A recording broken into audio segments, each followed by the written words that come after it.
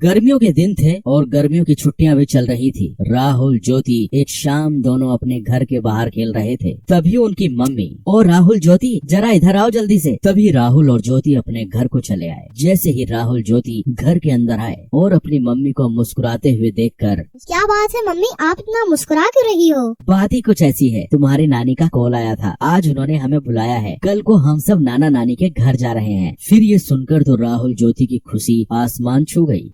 चलो पैकिंग शुरू कर देते हैं, नाना नानी के गांव चलते हैं और एंजॉय करते हैं। फिर क्या, दूसरे दिन सुबह सब लोग जल्दी नाना नानी के गांव के लिए निकल पड़े। राहुल ज्योति का नानी का घर काफी खूबसूरत और छोटा सा गांव था, जहां सब खेती बाड़ी करते थे और प्यार से रहते थे। राहुल ज्योति जैसे ही नाना नानी के घर पहुंचे तो उनके स्वागत के लिए नाना नानी तैयार खड़े थे। राहुल ज्योति को नाना नानी बोले, राहुल ज्योति आ जाओ, हमारे पास को आ जाओ। फिर राहुल और ज्योति नाना नानी के पास जाकर उनसे लिपट गए। फिर खास नाना नानी की बनाई हुई स्वादिष्ट खाना खाकर राहुल ज्योति ने थोड़ी देर आराम किया और फिर दोनों अपने नाना नानी हाल का मजा लूटने के लिए तैयार हो गए। ये लो, तुम दोनों के लिए मैंने खास इमली का रस बनाया है, इसे जल्दी से पी लो, इसे गर्मी में पिया जाता है। नानी की बनाई हुई इमली का रस पीकर तो राहुल ज्योति एकदम तरोताजा हो गए। फिर नानी जी ने आम के पेड़ पर एक बड़ा सा झूला टांगा। राहुल ज्योति झूले पर बैठ गए और झूला झूलते झूलते हवा में बातें करने लग गए और फिर नाना जी के साथ घूमने चले गए। और फिर रात हो गई। फिर राहुल ज्योति नानी जी के साथ रात के खाने के लिए फिर घूमकर घर लौट आए।